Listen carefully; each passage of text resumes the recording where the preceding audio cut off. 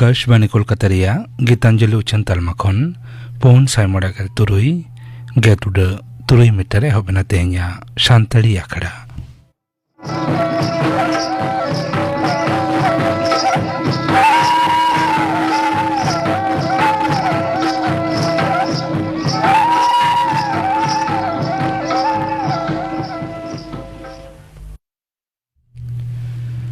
तेहኛ शांतड़ी Akhara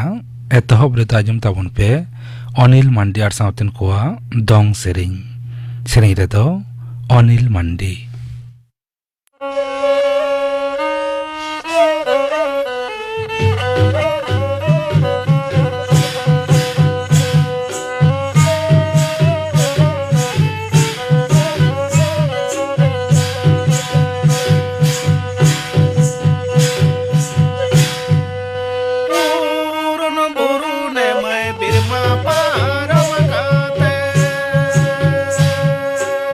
institute of financial management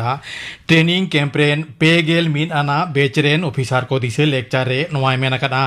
नुको officer को दो नोंकान octo रे चाकरी रे को जॉइनेना जखन भारत डिजिटल आरु फेराव तालाते मोहडा खाना मेनते हो मानतीय मुर्मुई मेंतोरा केना मारांग मंत्री मानतान नरेंद्र मोदी तेहें लोकसभा रे दिसम गमके मानतीय द्रौपदी मुर्मुआ भाषण चेतान सारहावाना बोचोरिया जवाबे एमेना संसद मेनेक दरबारिया बजेट दुपुरुप रेना पहिलो माहारे पार्लियामेंट पेगेल मिद जनवरी लोकसभा और राज्यसभा रे जुमिद दुपुरुप रे दिसम गमके भाषण लेना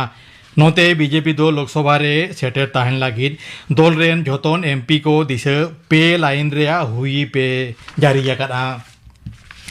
मारांग मंत्री मानतान नरेंद्र मोदी गापा गोवारे भारत शक्ति सप्ताह 2012 पुणे उठाव सागुना जुदा जुदा दिसम रेन गेल याजना मंत्री पेगेल 9,000 खन हो बारती अंशीदार साउते 2,500 खन हो बारती उदु सदरान को सेलेदोआ मारांग मंत्री दो गोवारे 1,500 पेगेल करोड़ टाका खन हो बारती गणगाना जुदा जुदा पांथा उठाव साउते बुनियाद धीरी होय बीत सागुना नेशनल इंस्टीट्यूट ऑफ टेक्नोलॉजी रिया कैंपास हो उनिदोय उठाव सागुना पानाजी आर रेस मेगोस मुद्रे जोपोड़ रोपवे साउते एटा एटा सागारम पांथारिया बुनियाद धीरी हो मानतान मोदी बीत सागुना मारांग मंत्री रोजगार मेला रे सरकारा जुदा जुदा दप्तर रे 1,600 पेगेल जना नवान चाकरी नामिया कोआ ती रेहो उनिदो बहाली साकामे चाला कोआ झारखंड विधानसभा रे नावान मुख्यमंत्री मानतान चंपई सोरेन पतियवना भोट रे जितकरेना इरल गेल मिट ठावाना विधानसभा रे 4 याजना सोहेद भोट को एमकाना JMMR कांग्रेस सरकार पाहटा रे विरोधी एनडीए गुट दो 12 आरे गोटांग भोटे नामकाना मारेन मुख्यमंत्री हेमंत सोरेन हो भोट कामिहरा रे दावे हातावलेदा पनत विधानसभा रेया बजेट दुपुरुप तेहें एहब आकाना गज गुराकान दिसे हमर हालांग तायमगे तेहें लेका दुपुरुप दो मुलतुबियना गालोचिय मानतान विमान बंदोपाध्याय हाले हाना पुरियाकान न्यूम उरुम मानवा को दिसे मन सदर तायम MLA को दो मिनिट थीर थार को ताहेकाना नुन व्यवस्था हाताव तायम हो माध्यमिक रे जखन बिडो साकाम फांस रेया कुरुमुटु काना उन्दो नवा सिस्टम गे बर्बाद का रेया मेनते मने काना कोचबिहार रे तेहें मध्य शिक्षा परिषद सभापति रामानुज गंगोपाध्याय जुदा जुदा बिनिट तालमा नेल तायमे मेनाकाना नित हाबिते 14 जना बिडो हिया बिनिट बातिल आकाना नवा तायम हो ना घटना चालू ताहेन खान बुझे हुआ नवा दो चक्रांतो गे काना मेनते विशाखापत्तनम रे होयेन दोसार क्रिकेट टेस्टे सापड़े दिसम भारत दो 103 रानते इंग्लैंडे पाडू के दिया स्कोर दो नय नौका भारत पहिलो पारी 503 और दोसार पारी 209 इंग्लैंड पहिलो पारी 209 पे और दोसार पारी 202 मेंतोरा लेकना मोने मैच रेया सीरीज रे बानार दल गे मिमिट टंकाते टेस्ट किन जीत करेना सीरीज रे तेसार टेस्ट दो राजकोट रे हेना सौराष्ट्र क्रिकेट एसोसिएशन स्टेडियम रे दाराकान 11 फेब्रुआरी खन एहबोआ पनत रेया दक्षिण नाखारे हेना जिला पश्चिम बर्धमान बीरभूम मुर्शिदाबाद नदिया रे तेहें आर गापा हिलक दा जाड़ी रेना आस हेना कोलकाता साउते दक्षिण नाखारे सारे जिला कोरेना होय हिसिद दो नापाय गे ताहेना दा जाड़ी रेना जहान आसगे बानुआ तबे हल्क खन माझारिño कुहड़ हुई दाड़िया ओनते दार्जिलिंग रे आरेल ᱧᱩᱨ साउते दा जाड़ी रिया आस हेनाआ कालिम्पोंग जलपाईगुड़ी आलिपुरदुआर कोचबिहार बानार दिनाजपुर और मालदा रेहों हल्के खन मझेरी ᱧᱚᱜ दा जाड़ी आस हेनाआ मेनते होएसी दप्तर डगर रे बाडाया काना। लोकसभा भोट सामांग रे दोहो काते पनत बीजेपी दो बाछनानी कमिटी तैयार आकाना। कमिटिया लिस्टी रे दल रेन पनत पार्षद सुकांत मजुमदार, विरोधी दल लीडर शुभेंदु अधिकारी, एमपी दिलीप घोष बेगर, सुभाष सरकार, निशित प्रामाणिक, शांतनु ठाकुर और जॉन बाल्ला नुकु पुन केंद्रीय शहर मंत्री साउते जना कयेक एमएलए और एमपी हो हेना कोआ। नोआ बेगर कमिटी रे ᱧᱩᱛᱩᱢᱟᱱ नेवता लेकाते हेना कोआ पनत रेन तुनुखिया सुनील बंसल, मंगल पांडे, अमित मालब्य और आशा लाकड़ा। खबर पढ़ाव दो नोडे गे मुचाद एना।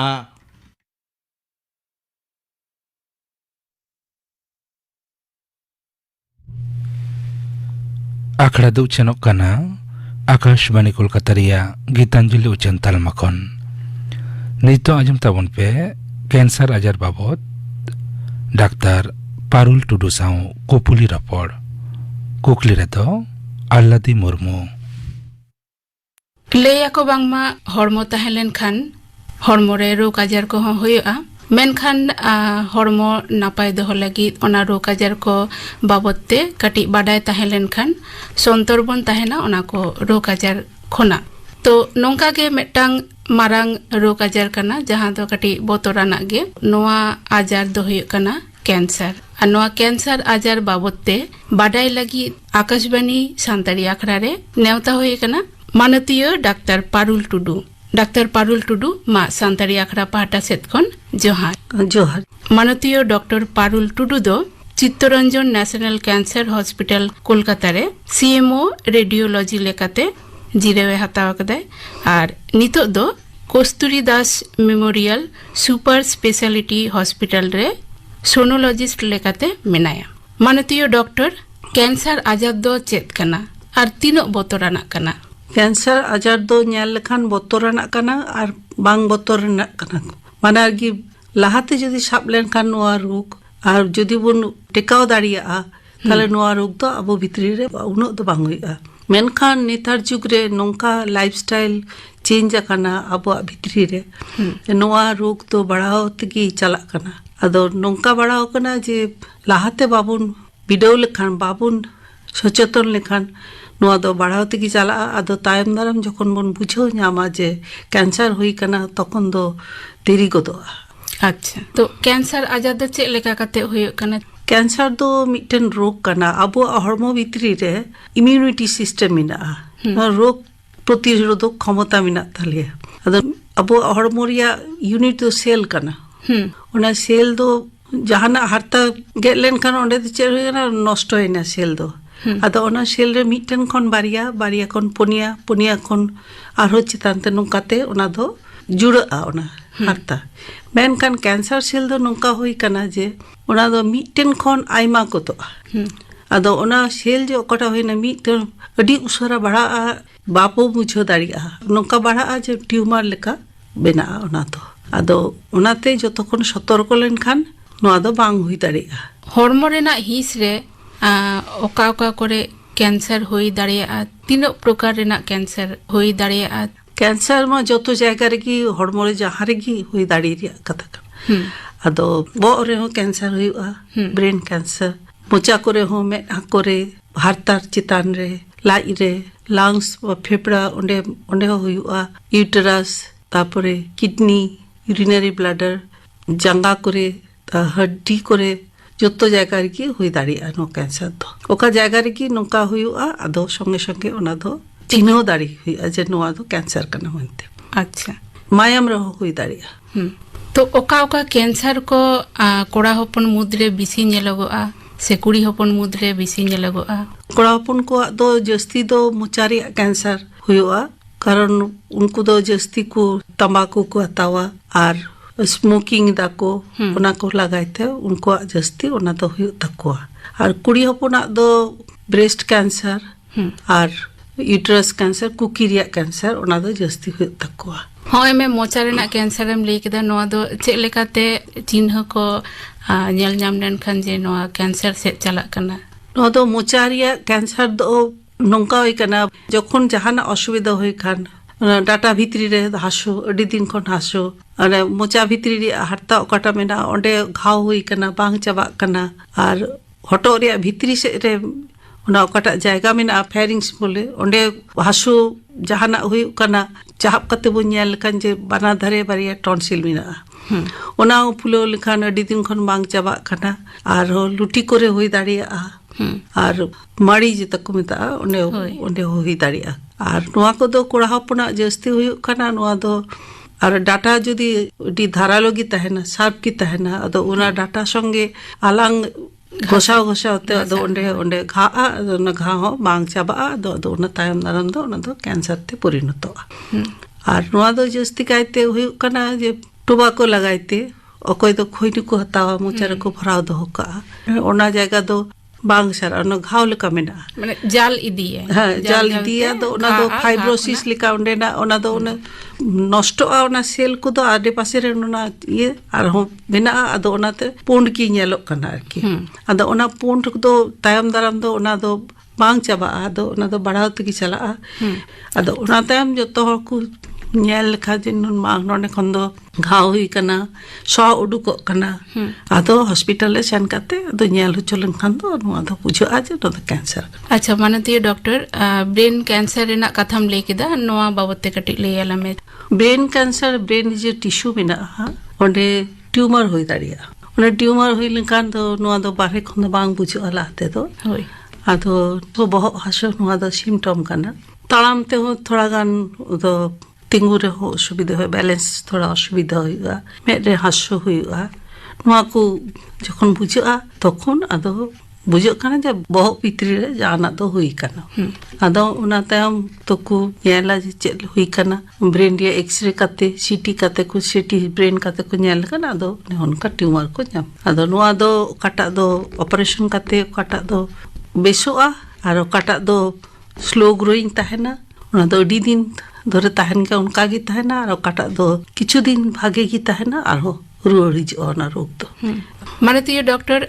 तिरलो को मुद रे हो जस्ती कायते ब्रेस्ट कैंसर नेलो कना ब्रेस्ट कैंसर बाबते कटी ले याल में नोआ दो जस्ती हुई कना पुन गेल बछर चितान रे ओकया उमर मेना तकुआ उनको आगे जस्ती हुई कना कम उमर को नेलो आना अदो ओंडे दो चे हुई कना जे लाहाते दो छोड़ा लंपी फीलिंग हुई और नोआ दो हुई कोई गिद्रो को तोआ बाकू न्यू चुकुआ पाकू बापला कना कोई और नोआ दो उनका तेगे हुई और ब्रेस्ट कैंसर दो जीनगत कारण हेरिडिटरी हुई अच्छा वंशगत कना नोआ थोड़ा दो अदो ओनाते सावधान गी ताहेना अदो एकेबारे हुयु गदो ओना दो बांग ओना हो बांग नोआ होइलेन खान ठिकतम बुझा ब्रेस्ट कैंसर होइलेन खान दो लाहाते नोआ दो ओकाटा लक्षण को दो आज तीरे जहाना गांठ लेका फीलिंग हुईआ पानो निपिल कोन डिस्चार्ज हुईआ मायाम गी डिस्चार्ज उडको कना और हारता चितान रे ओना थोड़ा रंग पलटा हारता हो थोड़ा मोटा गी बुझा नोआ को नेल लेखान अदो बुझा अदो नोआ दो कैंसर में ब्रेस्ट जहाना हुई कना अदो ओना हिसाब ते डॉक्टर ठन सेन लेखान डॉक्टर अदो एग्जामिनेशन को ऑला वीडियो को एमा ओना नेलता अदो कंफर्मेशन ऑफ डायग्नोसिस तो हुईबा आर मिटंग एम ले केदा आयु कुखी रे हो होई दाड़िया ओना दो चेक लेका आयु कुकरे आयमा ऑर्गन मेना vagina cervix uterus fallopian tube ovary most common दो हुई कना ना जराम दारे माने कुकी रे सामांग रे जो मेना ओना सर्विस को मेता ओना रे जस्ती हुई ओना दो हुई ओकोया आयमा गिद्रे पिद्रे हुई कान तकुआ तारपरे आयमा संगे को मिला मेसा और इन्फेक्शन हुई दाड़िया एचपीवी भाइरस मिटेन मेना ओना लगाई तो हुई दाड़िया और नोआ रे सिम्टम कना जे डिस्चार्ज हुई का जखन मायाम गी उडुकोआ और बहु जमाई को मेला मेशा तायम थोड़ा मायाम मायाम उडुकोआ ओना दो अलार्मिंग कना ओना दो मुश्किल गया लाहाते गी ओना दो नोटिस हुआ धात लेका दा ᱧᱩᱨᱩᱜᱼᱟ और ओका जखन दो कोय बाको मोने लेनखान ट्यूमर जस्ती होई लेनखान ओंडे कोन हिरखा गी सवा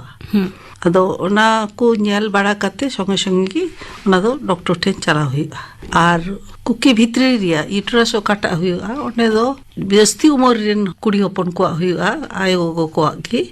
ᱚᱱᱟ ᱫᱚ ᱦᱩᱭᱩᱜ ᱠᱟᱱ ᱡᱮ ᱢᱟᱥᱤᱠ ᱵᱚᱱᱫᱚ ᱟᱠᱟᱱᱟ ᱚᱱᱟ ᱛᱟᱭᱚᱢ ᱚᱱᱟ ᱫᱚ ᱦᱚᱴᱟᱛ ᱮᱦᱚᱵ ᱮᱱᱟ ᱚᱱᱟ ᱢᱟᱭᱟᱢ ᱡᱚᱨ ᱵᱟᱝ ᱠᱚᱢᱚᱜ ᱠᱟᱱᱟ ᱟᱨᱦᱚᱸ ᱠᱚᱢᱚᱜ ᱠᱟᱱᱟ ᱡᱟᱹᱥᱛᱤᱜ ᱠᱟᱱᱟ ᱱᱚᱣᱟ ᱦᱩᱭ ᱞᱮᱱᱠᱷᱟन ᱟᱫᱚ ᱱᱚᱣᱟ ᱫᱚ एलार्मिंग ᱠᱟᱱᱟ ᱠᱟᱨᱚᱱ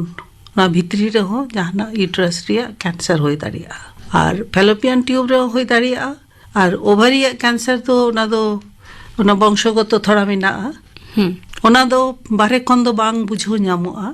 ᱡᱚᱛᱚ ᱠᱷᱚᱱ ᱜᱮ ᱚᱱᱟ ᱫᱚ ᱢᱩᱥᱠᱤᱞ ᱠᱟᱱᱟ ᱡᱮ ᱵᱟᱨᱦᱮ ᱨᱮ ᱡᱚᱛᱚ ᱦᱚᱲ ᱠᱚ ᱧᱮᱞ ᱞᱟᱡ ᱢᱟ ᱵᱷᱟᱜᱮ ᱜᱮᱭᱟ ᱪᱮᱫ ᱦᱚᱸ ᱵᱟᱝ ᱦᱩᱭᱩᱜᱼᱟ ᱦᱚᱴᱟᱛ ᱠᱚ ᱧᱮᱞᱟ ᱡᱮ ᱵᱟᱝ ᱞᱟᱡ ᱫᱚ ᱯᱷᱩᱞᱟᱹᱜ ᱠᱟᱱᱟ ᱡᱟᱦᱟᱱᱟᱜ ᱚᱥᱩᱵᱤᱫᱷᱟ ᱦᱩᱭᱩᱜ ᱠᱟᱱᱟ ᱟᱫᱚ टेस्ट बड़ा करते को बुझो ᱧᱟᱢᱚᱜᱼᱟ जे नोंडे दो कैंसर हुई कना ओवरी रे कैंसर हुई कना आरो जगह में ना बारहे रो हुई दाड़िया ओना दो बारहे खन नेल खाल को बुझो दा तो आर हम लेदा जे कुड़ी होपन को जहां होया कैंसर तो ओनाम लेदा वंशगत हो होई दाड़िया तो नोआ दो तीन बोतराना कना कुड़ी गिद्रा को गोगो बाबा को जहां गया हुई कना दो उनी दो डॉक्टर ठन बार-बार चला हुई और डॉक्टर सलाह ता हुई रूटीन चेकअप हुई जेमन आलो हुई मा अच्छा आर मिटांग कैंसर मेना जहां दो ब्लड कैंसर ओना बाबत ते कटी लियालम अच्छा ब्लड कैंसर दो हुई कना इन मेन केदा जे ओने सेल दो अडी उसरा गी बड़ा कना ब्लड रे हो उनका अब मायाम आरा कोनिका मेना लोहित कोनिका और श्वेत कोनिका मेना ओना दो अडी उसरा बड़ा गदो मायाम भितरी तकी जतो हॉर्मो रे अब ऑक्सीजन दो चला कना नो मायाम रे नोआ सेल जस्ती लेखान हॉर्मो रे रोग प्रतिरोधक क्षमता हो कम गदोआ और नोआ दो श्वेत कोनिका लोहित कोनिका बानार गी ओना दो अब जो हड्डी मेना चिलिंग हड्डी ओना भितरी कोन मज्जा मेना ओना मज्जा खन गे हुयुआ मज्जा उनो उसर उसरे कमिया दो ओना हासो गे बुझोआ चितान खन दो बुझो कना जंगा हासुई कना डांडा हासुई कना नोंका आदो लंगा गे बुझोआ नेलते अडी लंगा हारों गे नेलो आदो उन जखे की बुझो हुइआ दा नोया दो जहाना हुई कान अच्छा नोआ हो कि वंशगत बांग नोआ दो वंशगत बांग कना नोआ दो इनका गे हुइआ नोआ दो इम्यूनिटी सिस्टम फेलियर लगाइते हुई अच्छा कोड़ा हपन को मुद रे हो कुड़ी हपन को मुद रे हो जहां गोपनांग रे कैंसर को हुआ ओना दो साधारणत बाबन ले सदरा तो नोआ दो तीनटा विपदजनक कना नोआ दो विपद मा विपद गे जखन रोग जदि बढ़ाव इदिया उन जखो दो कोय बाको थी दाड़िया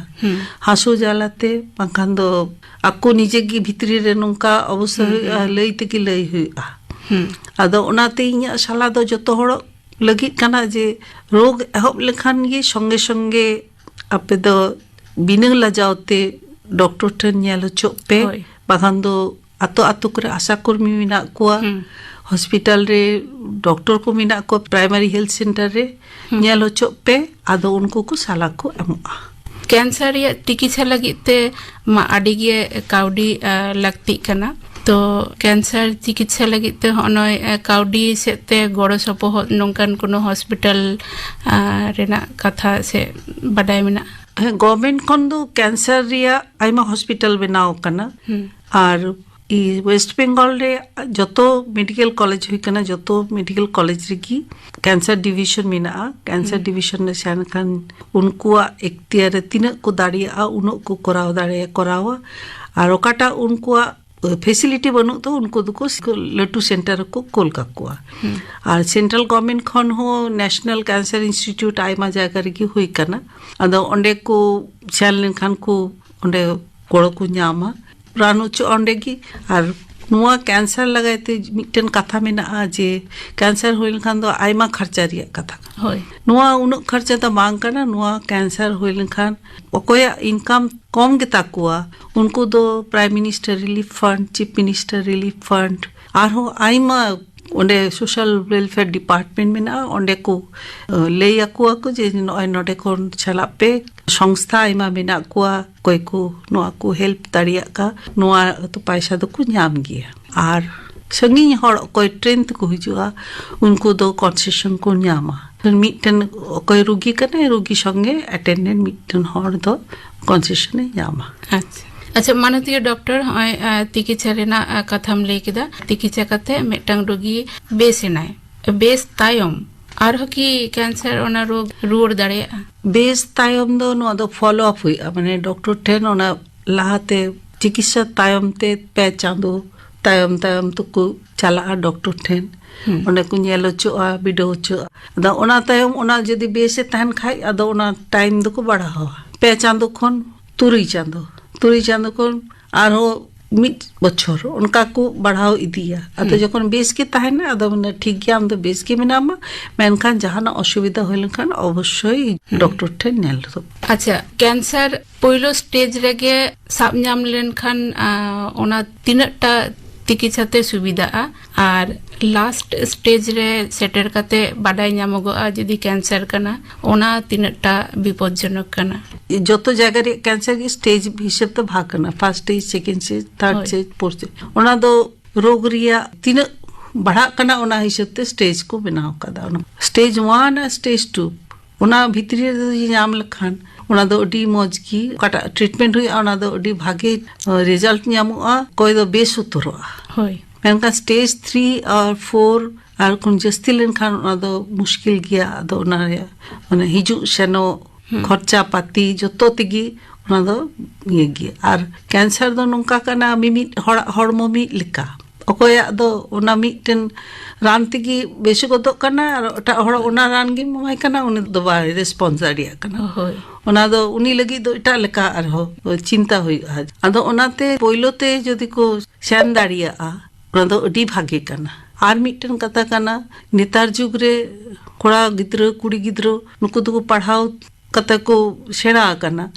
अदो नुकु दो लाहाते की उनका कैंसर प्रिवेंशन चेलका को करावा ओना दो बाडाई को जरूर कता कैंसर प्रिवेंशन दो जस्ती कठिन जिनिस दो बनुआ थोड़ा कथा बाडाई जरूर जे ओकाटा बुन जमा ओकाटा दो बाबुन जमा चेत बुन करावा है नुआ को जदी बुन दिशा दोहा और कि मने रिया आर बुन पालोना ताहले दो अडी भागी कने जेमन डाइट जदि हेल्दी डाइट आबो जम जखन भागे ठीक बुन जमा सब्जी फ्रेश सब्जी नेता जुकरेन गिद्र पिद्र कोड़ा कुड़ी जतो फ्रिज रिया बाजार रिया को किरिंग का तो को जमा नोआ रे दो जतो प्रिजर्वेटिव ताहेना नोआ दो आबो हड़मो लगी तो बांग भागे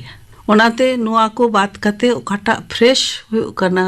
फ्रेश वेजिटेबल्स फल की जम हुईगा आर हुईगा कि और एक्सरसाइज करा हुईगा डेली एक्सरसाइज अने दुरुब काते ऑफिस को कमीदा जम बड़ा काते आरो को दुरुब काते को ऑफिस लगी की कमीदा अदो जतो हड़ा होई कना जतो मोटा को होई कना अदो ओना हिसाब काते दो मुश्किल गया अदो ओना बॉडी मास इंडेक्स माने आमा तीना हाइट तीना वेट ओना हिसाब ते आमा ओना दो मिटन मिना ओना कोन कम गी दो हुईगा बीएमआई दो कम तहन की भागी यार की आर हुई कना बैड हैबिट जे काटा बुनिया जेमन टोबाको अल्कोहल रेड मीट नोआ को दो बाको जमगी ठीका सुपारी खयर जर्दा नोआ को टोबाको प्रोडक्शन काटा टोबाको हुआ नंदो गुटका नोआ दो बांग जमगी ठीका ना आर नोआ को गी जदी नेतार जुगरेन कोड़ा कुड़ी गोगो बाबा को जतो को आत्मीय स्वजन तीन को मिना को जतो को लय को खान दो अडी नपाय गी हुआ अदो आबो हड़ भितरी रे कैंसर दो कम को दो ताले होय गिद्रो को रे हो कि कैंसर ना लक्षण में गिद्रो को हो कैंसर री लक्षण में तको उनको गिद्रो को दो में री कैंसर हुई द रेटिनोब्लास्टोमा ता दो नो दो बांग येल जमआ रेटिनोब्लास्टोमा में दो उडुक तो खाना उनका ल्यूकेमिया हुई दाड़िया ब्लड कैंसर हुई दाड़िया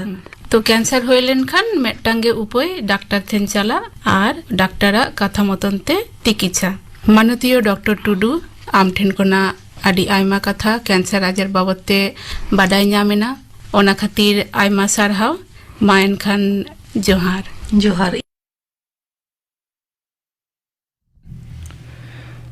कैंसर आजार बाबत डाक्टर पारुल टुडू साव कुपली रपड़ पे आजम के तबना कुकली रे तहलेना आल्लादी Murmu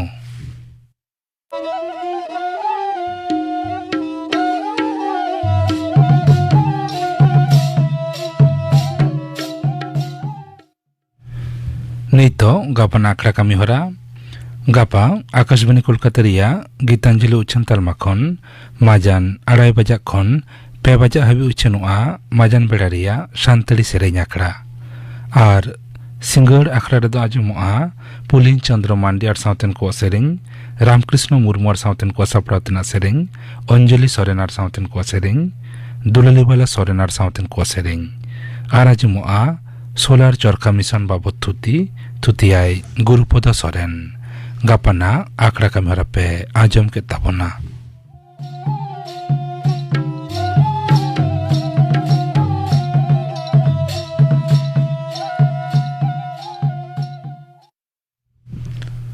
tehenya Santali akhड़ा do nodege muchat ena